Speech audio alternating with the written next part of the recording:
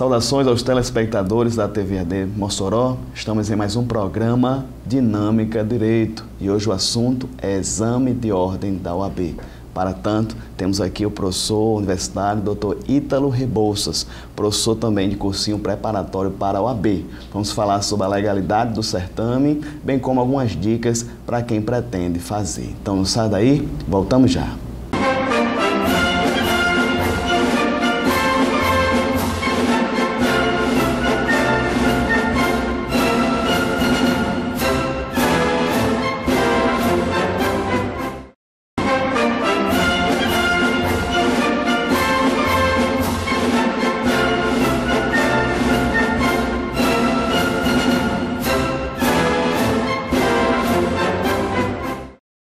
Estamos de volta, programa Dinâmica do Direito. Mais uma vez temos aqui o prazer e a honra de ter Dr. Ítalo Rebouças, advogado, professor universitário, professor também de cursinho preparatório da OAB. Mais uma vez, Dr. Ítalo, seja bem-vindo ao programa Dinâmica do Direito. Obrigado pelo convite. Sempre que precisar, estou aqui.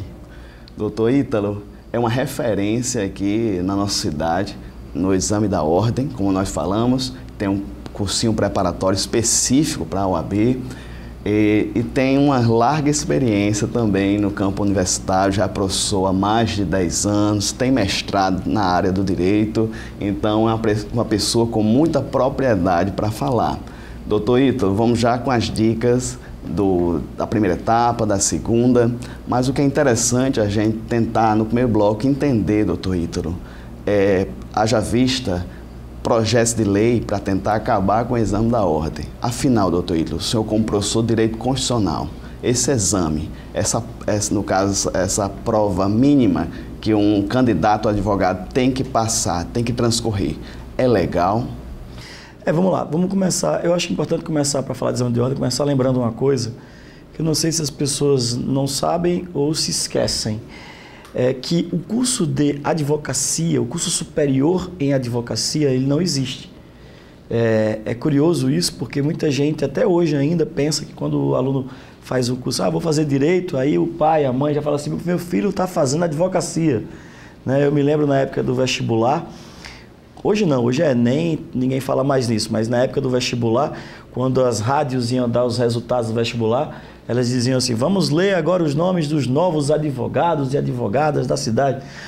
Dois erros aqui, né? Primeiro que o curso de Direito não é o curso de preparação para ser advogado.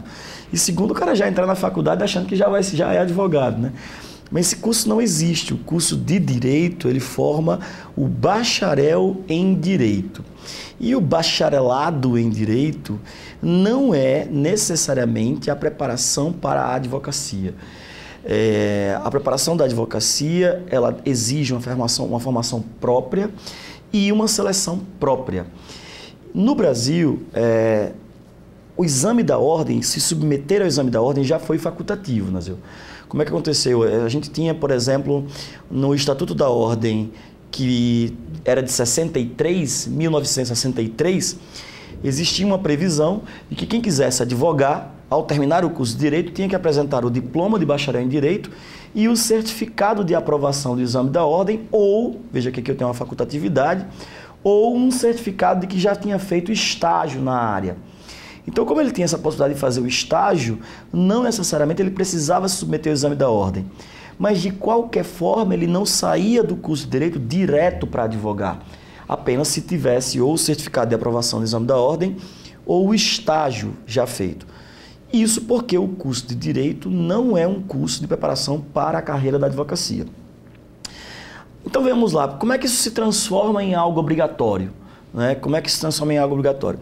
É importante contextualizar um pouco o cenário da criação dos cursos jurídicos no Brasil. O Brasil tem cursos jurídicos muito antigos, mas de uns tempos para cá o número de cursos jurídicos cresceu assustadoramente. Para o pessoal que está em casa entender, e eu sempre gosto de dar esse dado, embora quando eu dou esse dado as pessoas acham que é brincadeira, e aí pode olhar no Google e vai encontrar isso fácil, então não tenham medo de ser desmentido aqui na TV. Se você for pesquisar estudos sobre a quantidade de cursos de direito no Brasil, vou dar esse número. No mundo inteiro, existem cerca de 1.100 e alguma coisa cursos jurídicos, no mundo inteiro. 1.100 e alguma coisa. no Brasil, em funcionamento hoje, há 1.200 e tarará. Isso significa dizer que o Brasil sozinho tem mais cursos de direito abertos do que todo o resto do mundo junto, do Azerbaijão ao Zimbábue. Todos os países juntos não conseguem ter a mesma quantidade de cursos de direito em funcionamento que o Brasil, sozinho. Isso é um dado curioso, porque esses cursos eles se proliferam, eles têm portas abertas muitas vezes, e desses cursos saem profissionais que querem acessar as carreiras de forma mais imediata. O exame da ordem, portanto, ele vem para colocar um filtro e dizer que para o exercício da carreira profissional da advocacia é preciso uma seleção posterior por meio desse exame. Do ponto de vista constitucional, isso é constitucional? Isso é possível? Resposta, sim. Por quê? Porque o artigo da Constituição que regulamenta o exercício das profissões, que é o artigo 5º, inciso 13, ele diz que no Brasil é livre o exercício de qualquer trabalho, ofício ou profissão. Até aqui, a gente poderia imaginar, então, que a advocacia seria livre. É livre o exercício de qualquer trabalho, ofício ou profissão. Mas aí tem uma vírgula e acrescenta-se: atendidas as qualificações que a lei estabelecer. No nosso caso, a lei estabeleceu essa qualificação de ter que se submeter à prova do exame da ordem. Portanto, estamos numa espécie de regulamentação ou de complementação daquilo que a Constituição já previu. Muito bem. Doutor Edu, quero que o senhor comente uma declaração do nosso presidente Jair Bolsonaro. Ele, no mês de dezembro, quando interpelado a respeito sobre o revalida dos médicos estrangeiros, especialmente cubanos, ele teria feito um ataque direto ao exame da ordem. Abre aspas. Nós não podemos formar jovens no Brasil em 5 anos, no caso dos bacharéis de direito, e depois submetê-los a serem advogados de luxo em escritórios de advocacia. Advogados de luxo não, boys de luxo de escritório da advocacia. Ele está fazendo referência aos quase 1 milhão de bacharéis de direito que não têm acesso à OAB porque não passaram no exame da ordem. Por favor, comenta essa declaração. Eu não saberia comentar porque eu não sei o que ele quer dizer com... boys de luxo. Veja, o que parece aqui é que o bacharel em direito, quando passa no exame da OAB para exercer a advocacia, já é um boy de luxo, no sentido de um office boy de luxo. Mas isso coloca todo mundo no mesmo saco. Isso diz, portanto, que alguém que se forma em direito e faz o exame de ordem se transforma em alguém subjugado por um escritório de advocacia. E não é isso que a gente vê acontecer. O que os advogados e advogadas fazem em início de carreira é construir suas carreiras com bastante dignidade. Se um ou outro se submete aos grandes escritórios de advocacia, sendo subjugados ou subutilizados até, as razões pelas quais isso acontece são individuais, não cabem nem a mim, nem suponho ao presidente da República julgar por que um bacharel em direito se submete a esse tipo de trabalho junto à história da advocacia. Acho que quem deve medir isso é a régua do próprio bacharel. Ele sabe por que ele se submete a isso. Mas essa não é a realidade dos bacharéis em direito em geral. Os bacharéis em direito em geral no Brasil, ao se formarem, quando desejam entrar na advocacia, se submetem ao exame de ordem, e aqueles que conseguem passar no exame, e não tem sido muitos, é importante dizer isso, o exame de ordem tem sido um filtro muito grande, mas aqueles que conseguem têm tentado construir as suas carreiras com dignidade, com respeito, sem necessariamente serem boys de luxo de qualquer escritório que seja. Eles podem montar seus próprios escritórios, andar com suas próprias pernas, ganhar suas musculaturas profissionais, aprender, cair, levantar novamente. E eu acho que isso deveria ser exaltado por mim e também pelo presidente da República. Muito bem. Ainda nesse bloco, doutor, temos um tempinho. Muitos do que afirmam a questão os inúmeros cursos de direito no nosso Brasil, é a falta de critério do MEC. Supostamente, eu não tenho dados aqui, mas supostamente os critérios do MEC seriam muito fáceis de cumprir, haja vista os cursos com medicina. O senhor acredita nisso? Como é que o senhor vê esse posicionamento? O MEC tem relaxado no tocante às inúmeras aberturas de cursos jurídicos no nosso país? Sim, acho que isso é um dado importante, acho essa uma pergunta importante, mas eu acho que nós devemos mesmo discutir os critérios utilizados pelo Ministério da Educação para autorizar a abertura de novos cursos jurídicos. Eu acho que essa é uma cena que ainda não está clara. Eu acho que existe uma discussão a respeito de interferências políticas, grupos tais conseguem abrir, grupos tais não conseguem abrir cursos, localidades tais se consegue abrir curso jurídico, localidades tais não se consegue abrir. Eu acho que quanto mais o MEC deixar isso claro, melhor. Uma coisa importante, o Conselho Federal de Medicina conseguiu recentemente, ainda no governo Michel Temer, um decreto do presidente da República impedindo a criação de novos cursos de medicina pelos próximos 5 anos no Brasil. Está proibida a abertura de novos cursos de medicina pelos próximos 5 anos no Brasil. A OAB não consegue ter essa mesma força. A OAB conseguiu isso foi revogado depois, mas ainda tem uma certa impaciência em se aceitar essa recomendação da OAB. Eu acho que conhecer aquele número que eu falei aqui agora há pouco já deveria pelo menos colocar uma pulga atrás da orelha. Não é razoável que o Brasil tenha sozinho mais cursos de direito do que o resto do mundo inteiro somado. Vamos lembrar que aqui a gente tem China, Rússia, Índia, Estados Unidos, Canadá, países gigantescos, África do Sul, países muito grandes que não conseguem juntos ter a mesma quantidade de curso de direito do que no Brasil. Alguma coisa está errada, eu acho que o MEC poderia deixar isso claro, mas também acredito que o nosso papel é de pegar a coisa como ela está nesse momento. Nesse momento, os cursos de direito em funcionamento, aí a discussão é, ok, esse pessoal vai sair e vai poder se apresentar à população como opção para a carreira da advocacia, ou é preciso que a OAB crie algum tipo de critério de filtro? Essa é uma pergunta importante. E é só para poder historiar um pouquinho. Porque, por exemplo, como é que você começou a falar muito sobre isso? Em 1968, um juiz da 10ª Vara Civil da comarca de São Paulo, ele devolveu para a OAB uma petição feita por um advogado, porque ela tinha tantos erros de grafia, tantos erros esdrúxulos, que o juiz acreditava que aquela pessoa ou não era um advogado real, ou se era, a OAB estava falhando em selecionar as pessoas que poderiam estar advogando. Denunciado com M no meio, enfim, eram vários erros. Essa peça está inclusive para ser lida, ainda se procurar na internet se encontra ela. E aí a OAB foi questionada pelo magistrado, vocês devem ter interesse em saber que tem um sujeito desse tipo nos quadros. E aí, nesse momento, a OAB começa a desenhar a discussão a respeito da obrigatoriedade do exame e não mais a facultatividade. E é só em 1994, é que a OAB estabelece como critério de obrigatoriedade a submissão ao exame de ordem para poder alguém se apresentar para essa expressão é muito bonita, né? Para essa missão pública, esse munus público que é a advocacia. As pessoas compreendem muito bem que juízes e promotores devem ser qualificados. Mas quando é para a advocacia, a gente fica querendo encurtar o caminho. A gente quer que as pessoas de qualquer forma estejam apresentando o seu serviço. Já não está bom do jeito que está. Já tem muito advogado aí despreparado, mesmo com o exame da ordem. Sem ele seria pior ainda.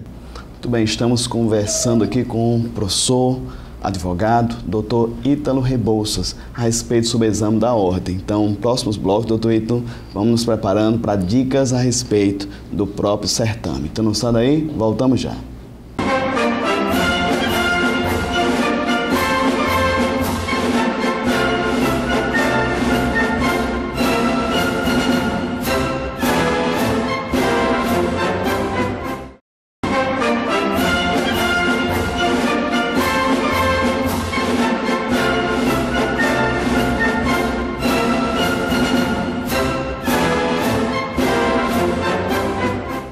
Estamos de volta, programa Dinâmico Direito, aqui com o professor Dr. Ítalo Rebouças, ele que, além de professor universitário, ele também é professor de cursinhos preparatórios. Professor Ítalo, estamos falando sobre o exame da OAB. O senhor já passou, o senhor é advogado, eu também, mas muita gente de casa, os bacharéis ou os formandos que nos assistem, tem essa dificuldade. São 2 etapas. Primeira etapa objetiva, aquele velho, né? Marcar X. X no canto certo. E no caso também a subjetiva, a dissertativa. Isso. Nesse bloco, doutor Ítalo, haja vista, né, a questão da primeira fase, a questão objetiva, são 8 matérias atualmente, 80 questões. Quais as dicas que o senhor dá para o pessoal de casa? Bom, a primeira coisa que eu sempre gosto de indicar para os alunos que estão se preparando para o exame da ordem é decidir e pensar muito bem sobre quando fazer o exame. Parece uma dica besta, uma dica boba, Mas acontece que nas faculdades de Direito, e eu digo isso, eu estou na faculdade de Direito dando aula já há mais de 10 anos, existe uma espécie de uma moda, um modismo, e quando você entra no 9º período, que é o primeiro momento em que você pode se submeter ao exame, porque o exame da ordem pode ser feito por alunos e alunas que estão no 9º ou no 10º período, quando você faz a matrícula do 8º para o 9º, já começa o pessoal a falar, a perguntar se você vai fazer exame de ordem. E nesse momento, muitos alunos e alunas fazem a prova por pressão da família, dos colegas, dos corredores da faculdade. E aí eu acredito que muito da reprovação está nesse primeiro momento. O momento em que o aluno e a aluna ele não reflete sobre quando fazer o momento certo do exame. Porque se você está pronto, se você está disposto a fazer o exame da ordem no 9º período, eu posso não estar. A minha vida não é igual à sua. E eu não tenho obrigação nem necessidade de me submeter ao exame de ordem. Eu tenho, para mim, Nazeu, que existe um certo narcisismo, uma certa vaidade por fazer o exame da ordem no 9º período e, ao final, dizer que passou estando ainda no 9º período. O aluno às vezes chega e diz, professor, eu estou no 9º período, mas já passei. Beleza, parabéns, mas e daí? Vai lhe servir para quê? Isso até agora você não vai conseguir advogar. Então, às vezes há uma certa pressa nisso. Então, a primeira dica é essa. Não se deixe levar pelos corredores ou pelas informações ou pelos comentários dos colegas. Decida você quando você fará o seu exame. É o seu exame, quem vai fazer a prova é você sozinho. Isso é uma dica importante. A segunda coisa importante do exame da ordem, para a primeira fase, é como se preparar para ela. É uma prova de marcar, X no canto certo. E prova de marcar X no canto certo, ela não é uma prova reflexiva. Ela pode ser uma prova crítica, ela pode conter questões de casos práticos, mas ela não é uma prova reflexiva. A reflexão ela é exigida na segunda fase. Na primeira fase é uma prova, por isso o nome, objetiva, ou seja, aquilo é assim porque objetivamente essa frase está certa.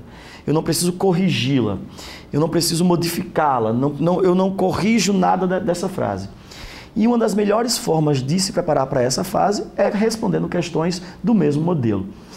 E a gente sempre indica que nessa fase você eleja das disciplinas que caem 5 disciplinas que são primordiais e dessas 5, pelo menos 3, sobre as quais você vai se dedicar um pouco mais.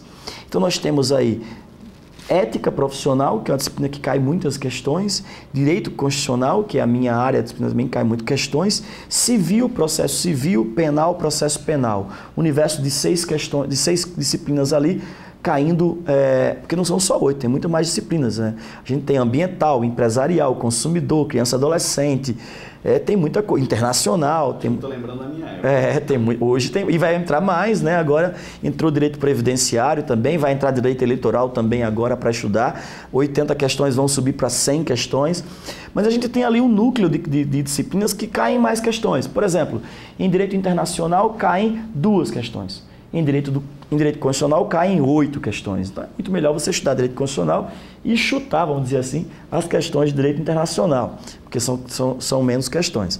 Então existe um direcionamento. Então a primeira dica que eu dou é escolha o momento certo para fazer seu exame, ou seja, pensa em você, reflita sobre as suas condições, sua preparação, se eu vou ter tempo de estudar, se eu vou ter onde estudar, se eu vou ter material para estudar, se eu vou ter disposição para estudar, organização. Quando você organizar tudo isso, se inscreve no exame e organiza o estudo, potencializando isso com disciplinas específicas. E aí existe muita gente que dá orientação para isso, procure alguém que pode dar orientação e seguir esse rumo para fazer isso. Professor Ítalo, na minha época, 2007... Eu sou de 2006. O que acontece? Eu percebi hoje, comparando com o exame de hoje, eu percebo que as questões objetivas estão bem maiores. Sim. Na minha época era algo mais claro, mais direto. Sim. Hoje em dia já tem um texto para você ler, muitas vezes. Um texto, um caso prático, muitos casos práticos. Tem esse pequeno texto, tem uma assertiva, assim, uma indagação e já tem aquelas que você tem que marcar. Esse texto é para confundir muitas vezes? Não, esse texto é justamente para contextualizar a questão e fazer com que o aluno compreenda de onde ele vai raciocinar. Agora eu queria fazer um comentário sobre isso. O exame de ordem ele não mudou ontem, ele mudou já faz um tempo. Você falou que é 2007, eu sou 2006. Nós dois fizemos prova de uma empresa chamada CESP. A FGV, que é essa que faz o exame de ordem atualmente, está aí desde 2008, 2009, mais ou menos. Lá se vão 11 anos fazendo provas. E professores do curso de Direito de todo o Brasil já perceberam como é o modelo de prova. A pergunta é se esses professores estão nas suas disciplinas na faculdade espelhando isso para os alunos se prepararem. Porque o que eu tenho percebido muitas vezes é que o professor e a professora, a pretexto de agradar a galera, de não ser criticado, de não colocar a cara a tapa, ele facilita a vida do aluno para que ele passe por ele mais facilmente e entrega ao aluno um pesadelo que é esse exame de ordem. O ministro Marco Aurélio, ministro do Supremo Tribunal Federal, ao julgar a ação que questionou se o exame de ordem era constitucional ou não, ele disse uma frase muito interessante. Ele disse que as faculdades de Direito hoje vendem um sonho e entregam um pesadelo. O aluno só vai despertar para a realidade que ele está inserido quando ele abre a prova do exame de ordem e pensa, poxa, não fiz nenhuma prova na faculdade parecida com isso aqui. Isso é muito importante, isso é muito grave, porque isso depõe contra os professores das faculdades, que precisam se atualizar e precisam cobrar em suas provas uma preparação não apenas para o exame de ordem, mas eu tenho nas minhas turmas alunos que querem ser juízes, promotores, defensores, delegados, e eu tenho por obrigação não apenas prepará-los tecnicamente para a disciplina que a gente está discutindo, aquilo que nós chamamos de discurso acadêmico, mas também o discurso pragmático, o discurso da vida prática para todas essas carreiras. E isso se faz com análise de casos práticos, com o aluno sendo protagonista nas aulas, o aluno participando um pouco mais ativamente, podendo falar um pouco mais, se atualizar e resolver casos práticos. Isso tem mudado bastante. Eu faço parte de uma faculdade aqui em Mossoró que tem trabalhado muito isso com seus professores.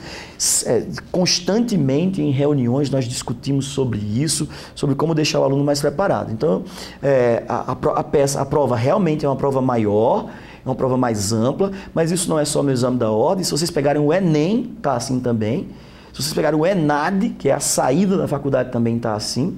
Então, hoje em dia, é preciso preparar os alunos para essa nova realidade. Não adianta ficar se debatendo contra isso, porque não vai mudar. A gente é que tem que adaptar os nossos processos a preparar o aluno para encarar essa realidade. Ainda sobre a prova objetiva, professor Ítalo, o fator tempo eu acho que é muito importante. Fator decisivo. Para isso, a pessoa tem que fazer simulados. Exato. A melhor forma de controlar o uso do tempo é simular isso em casa. Agora, é curioso, né? Porque os alunos e alunas, quando vão fazer simulados em casa, eles não fazem real. Pega a prova lá com 80 questões, senta para fazer, levanta, vai tomar uma água na geladeira, abre a geladeira, liga a TV. Na prova você não vai fazer isso. Então eu sempre digo aos alunos e alunas, quer simular realmente como será o seu uso do tempo? Seja fiel, senta, só levanta quando você não conseguir mais aguentar, vá lá tomar água usando o tempo que você usaria se fosse na prova, use o tempo do banheiro que você usaria se fosse na prova, mas não se sabote, não confunda a você mesmo. E aí você vai aprender o uso do tempo. Infelizmente, grande parte dos nossos alunos e alunas só percebem que o tempo é curto no dia da prova, porque não fizeram esse treino real. E aí quando eles percebem já não dá mais tempo, porque aí já está na hora da prova, já está real, já não é mais treino, já é jogo. E aí não adianta mais. Então minha dica é essa, treinem, mas treinem usando a vida real. Ou seja, se tranca dentro de um quarto, deixa o telefone celular lá fora, começa a prova, se tiver de levantar para tomar água, vai tomar água e volta. Mas tudo cronometrado, com o tempo certo, gabarito do lado, passar o gabarito, marcar o tempo e depois marcar quanto tempo isso durou. Se não for assim, esses simulados não servem, eles são enganação e o próprio aluno não consegue entender quanto tempo ele usa em cada questão, quanto tempo ele demora para ir tomar uma água, quanto tempo ele se recupera para poder, porque o cérebro da gente ele esgota e depois tem que zerar e começar de novo. Tem uma hora da prova que as questões você faz no automático, você não sabe nem onde é que você está, né? Eu não estou nesse mundo, porque você vai no automático, porque o cérebro já cansou. Tem que parar, refletir, deixar a caneta aqui de lado, o cérebro zerou, voltar de novo, isso tudo é tempo, isso tudo conta tempo. E tem que simular isso na vida real. Muito bem, estamos conversando aqui com o professor Ítalo Rebouças a respeito sobre o exame da ordem, primeira fase, primeira etapa. Então, no próximo bloco, doutor Ítalo, vamos falar sobre a segunda fase, a fase dissertativa. Então, não sai daí, voltamos já.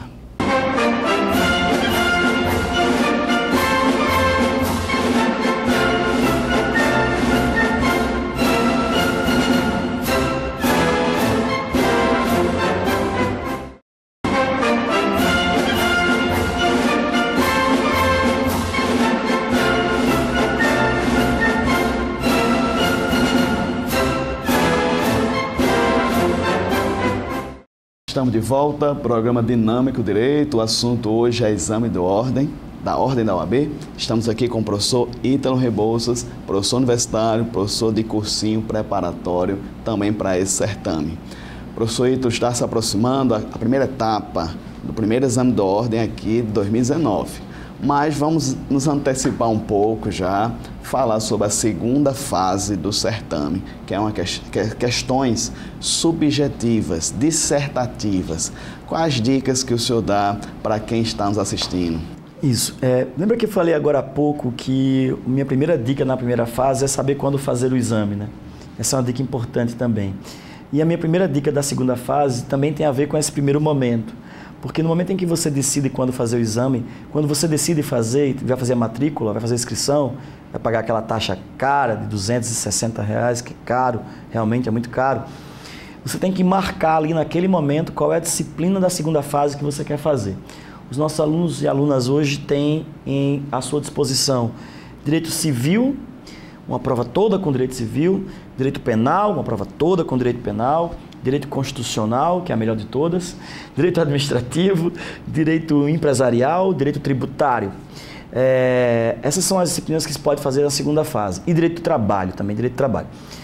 O que acontece é que muitos alunos, assim como aqueles que fazem a prova porque a galera está falando, vamos fazer, acabam marcando também opções que os colegas acham mais fáceis.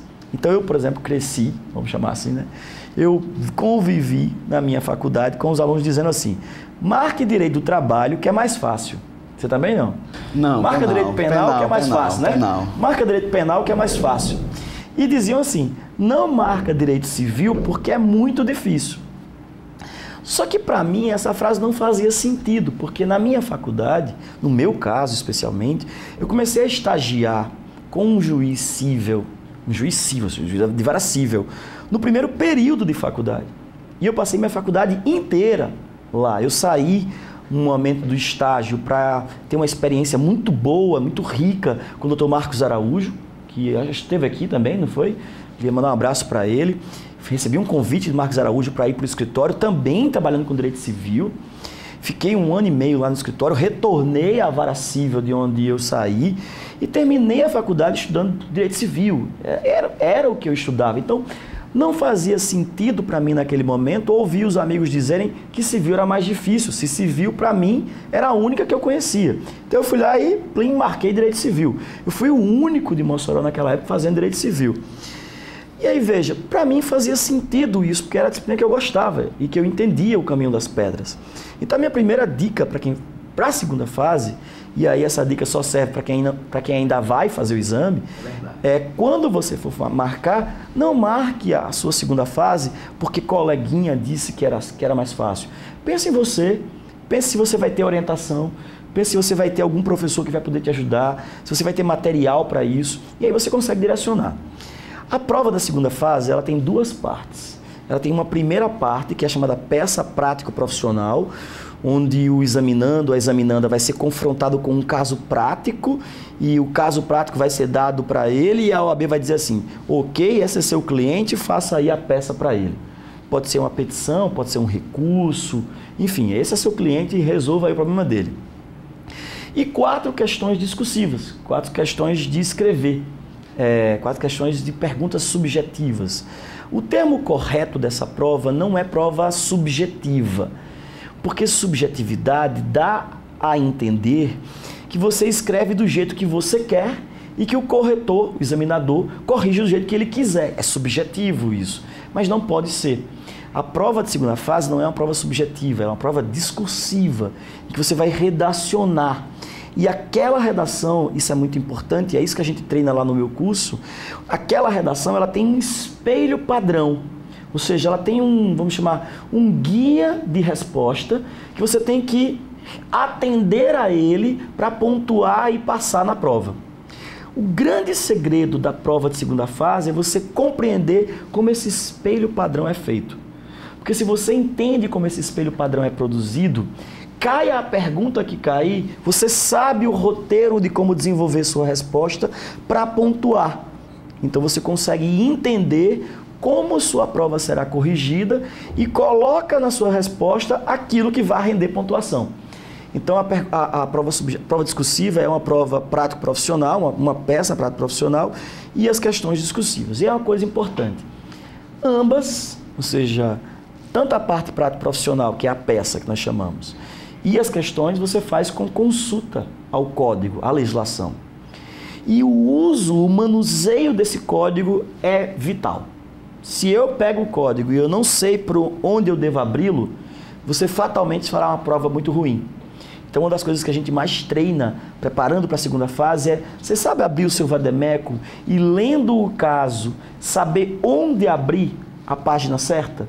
Porque quando a gente lê a questão, a gente encontra umas palavrinhas-chave e essas palavras aparecem aqui no código. Então, a gente tenta encontrar elas aqui e aí elas levam a resposta. Então, é uma espécie de jogo de xadrez para resolver a prova. Muito bem, professor Ítalo, na minha época,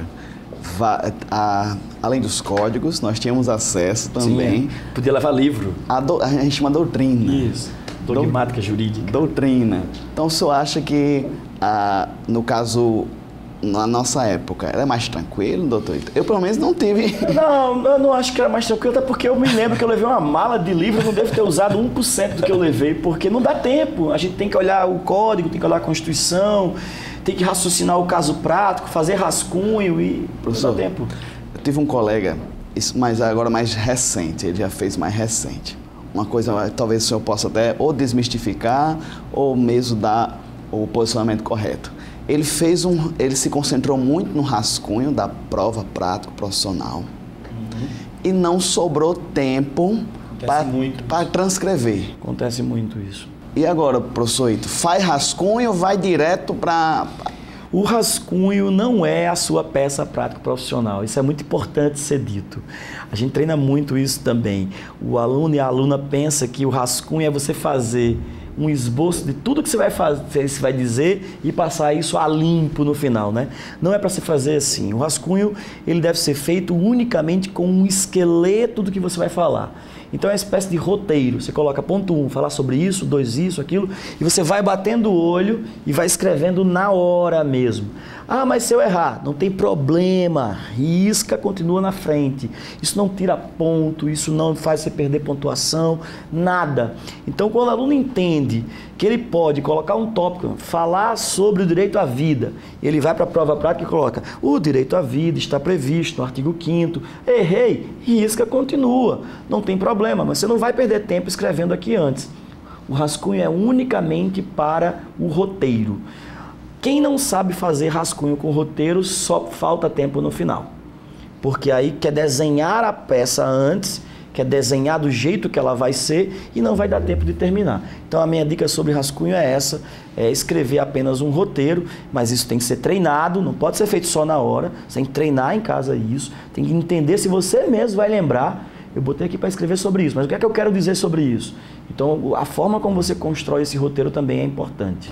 Muito bem, professor, sobre a prova prática profissional, assim, definir a peça é fundamental. Sim, é sobrevivência. Entender o que, no caso, a banca está querendo passar para você e dizer a peça correta. No caso de direito penal, se não me engano, eram 13 peças. Direito constitucional são quantas peças? São 20, mas existe uma possibilidade de cair em peças de direito civil e a gente abrange aí para mais questões, mas é muita coisa. Então, no caso, examinando hoje, é verdade, não tem moleza. A situação... Não tem. Ele é realmente testado. Ele é realmente testado. O exame da ordem é um teste muito sério. O que a gente pode criticar, eu acho que isso tem que ser criticado realmente, é a clareza e a transparência da examinadora ao deixar claro os seus critérios de correção, os critérios de recurso. Isso tem que ficar muito claro, o tema para ser estudado, isso tem que ficar sempre muito claro. Mas uma vez que o examinador é claro com relação aos seus critérios, temas a serem estudados, a prova ser criteriosa e ser difícil, isso é bom para a sociedade. Isso é bom para as pessoas. E eu vou dar a você um testemunho de quem prepara alunos e alunas anualmente e semestralmente para o exame. Com seriedade, com preparação, com dedicação, com renúncia, se consegue muita coisa.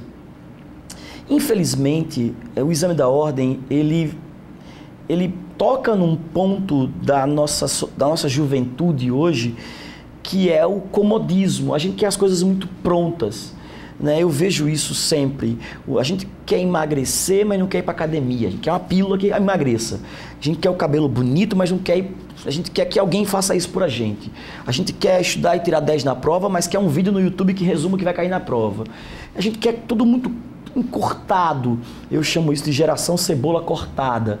É a geração que quer a cebola que já venha pronta para você se servir. Só para esclarecer, geração cebola cortada, porque se você for no supermercado, você vai encontrar umas bandejas com os legumes já cortados.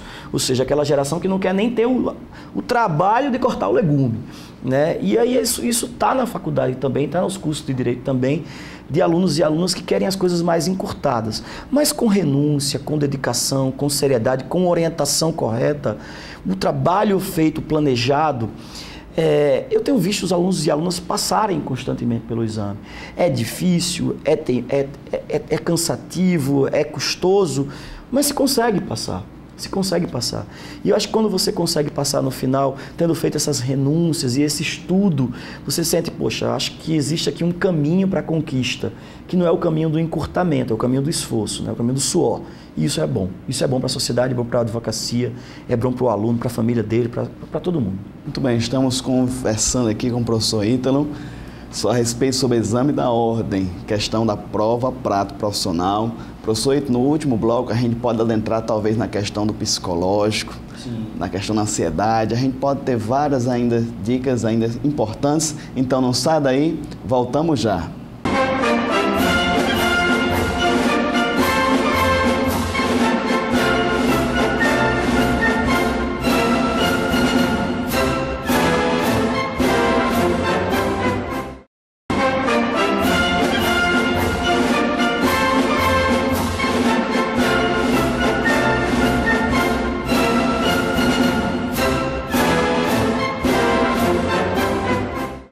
Estamos de volta, programa Dinâmico Direito, quarto e último bloco da nossa conversa com o professor Ítalo Rebouças.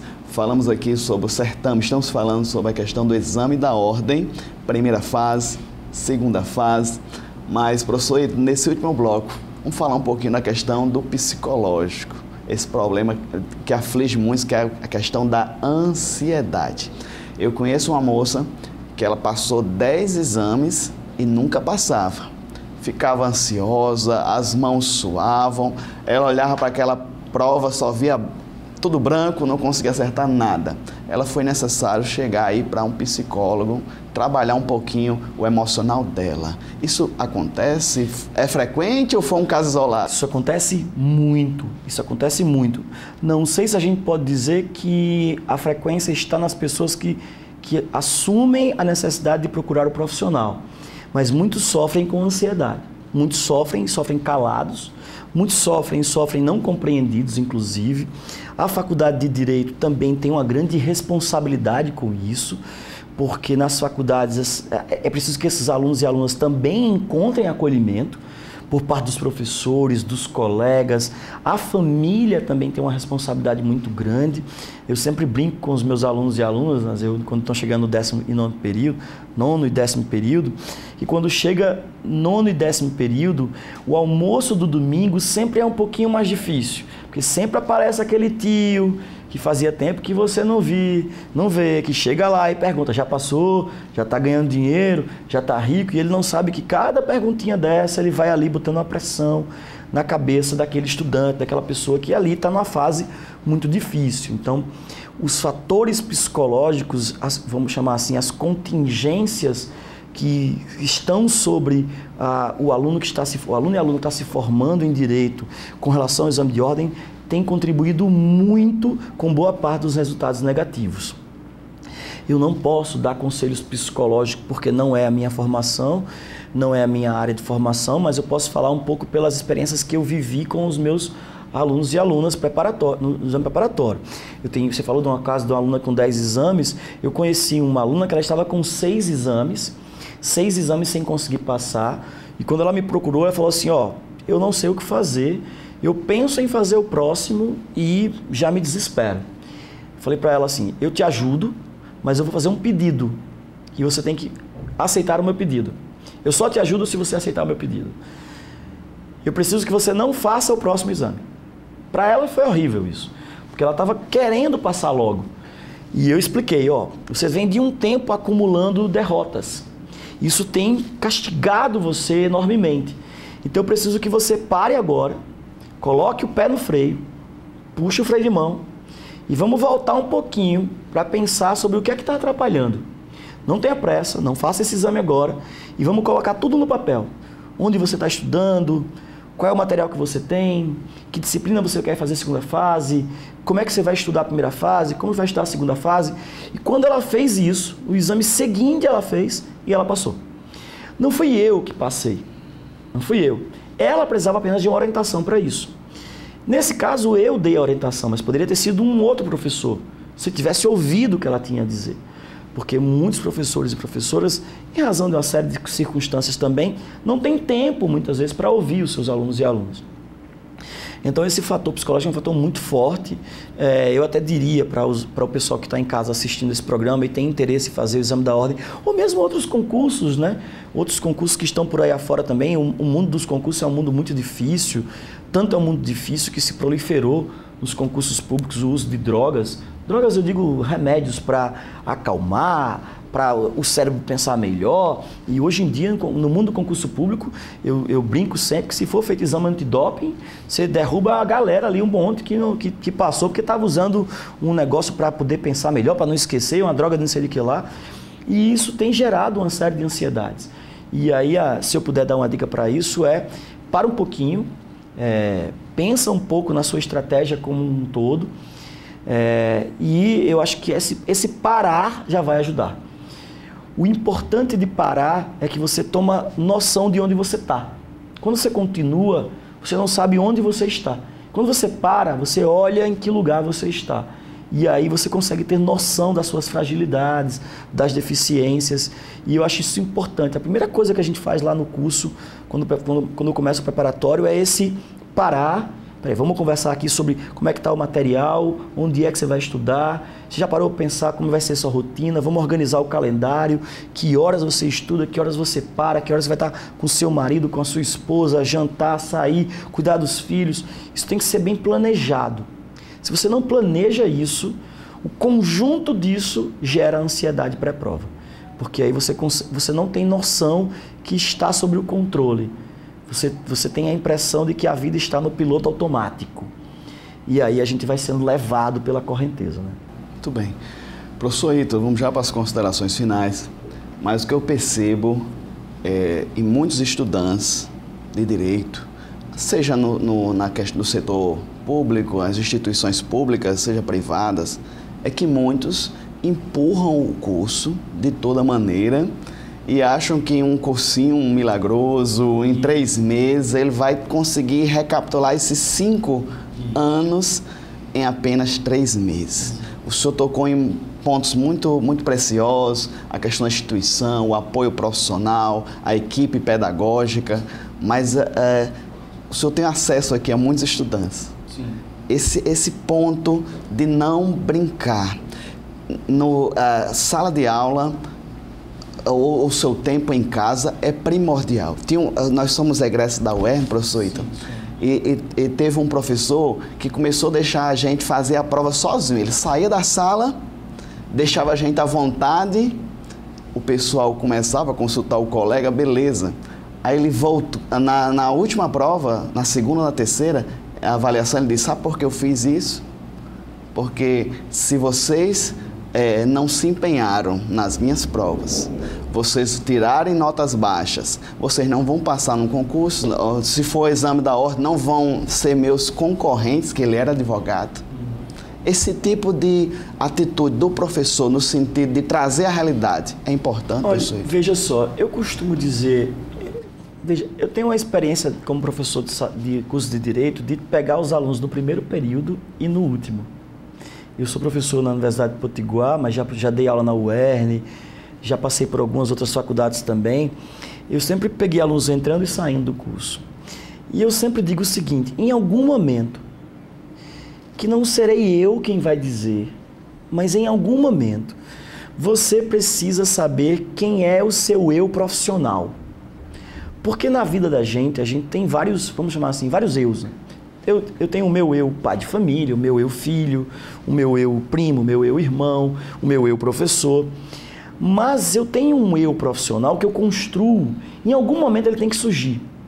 E eu sempre faço para meus alunos a seguinte pergunta. Imaginem que amanhã vocês se formam, que a outra pessoa que está ali fora vai olhar para você e precisar de você profissionalmente.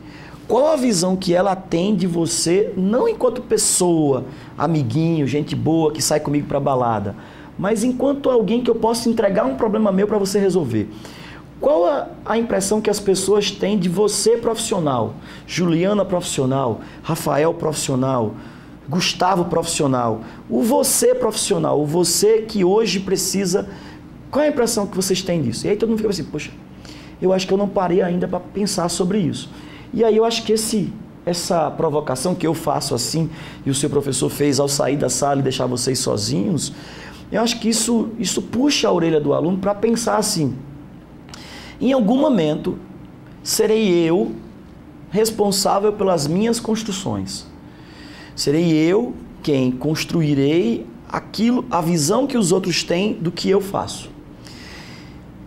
E aí, como você vai fazer isso? Cada um tem um jeito. Eu conheço alunos que foram muito brincalhões na faculdade, mas hoje são promotores de justiça ou juízes de direito. Porque tem um espírito brincalhão dentro deles que eles gostam de ser, mas não deixavam de estudar. Eu tive um aluno, vou contar só isso para a gente poder já se encaminhar para o final, que minha primeira prova que eu entreguei para ele, quando ele recebeu a prova, era um 2, nota 2. Ele me esperou ao final da aula, e eu pensei que fosse alguma coisa ruim, mas ele me esperou para dizer o seguinte, até hoje, veja o que ele me disse, Ítalo, tudo bem, meu nome é fulano e tal, até hoje eu nunca gostei de estudar. Eu fui aquele aluno, aí contou, que brincava, que saía, que bebia, mas eu comecei a assistir suas aulas e eu me senti estimulado, e eu não quero repetir essa nota. Você me ajuda? Veja, Nando, naquele momento eu não tinha feito nada por ele, eu apenas estava dando aula, e ele sentiu que aquilo era algum tipo de estímulo, mas a decisão foi dele, não foi minha. E aí ele hoje é advogado, tá bem na vida e tal, mas aquilo ali foi uma decisão dele. Então eu acho que a gente precisa ser provocado, ser estimulado, mas é aquela história do ovo, né? O pintinho só nasce quando ele empurra de dentro para fora. Se você quebrar o ovo para ajudar o pintinho a sair, ele morre. Porque a força tem que ser dele, é dele para fora. É ele quem faz a força. Então eu posso ficar gritando lá, vai pintinho, vai pintinho, vai pintinho, ou a tartaruga que vai para o mar, né? Vai tartaruga batendo palma, mas é ela quem tem que fazer o esforço até chegar lá. Então eu posso estimular, posso alertar, posso conversar com os meus alunos. Queria dizer aos pais e mães dos meus alunos que eu converso bastante sobre isso, mas a decisão é dele, é dela. Ou seja, é preciso que haja uma força interior para conquistar coisas novas. Professor Ítalo, em nome de toda a equipe da TV AD, os pastores, o meu muito obrigado. Quiser as considerações, aí fica à vontade, pessoal de casa. Eu agradeço o convite e queria me colocar à disposição. Sempre que precisar é só chamar e eu venho com o maior prazer. Muito bem, professor Ítalo Rebouças, professor universitário, advogado, também professor de cursinhos preparatórios. Falamos aqui sobre o exame da ordem. Então, acredito que vai ser de muito interesse, haja vista aproximando aqui a primeira etapa, o primeiro certame, e vai ter também as próximas etapas e outros também certames do exame da ordem. Então, as informações preciosíssimas, fico feliz mais uma vez com sua presença, e você de casa continue com a programação da TV AD Mossoró, os eventos, os cultos, e até o próximo momento, nosso encontro com o Dinâmico Direito, com profissionais de qualidade aqui em Mossoró, com o professor Ítalo Rebouças. Então, que Deus abençoe a todos. Até mais.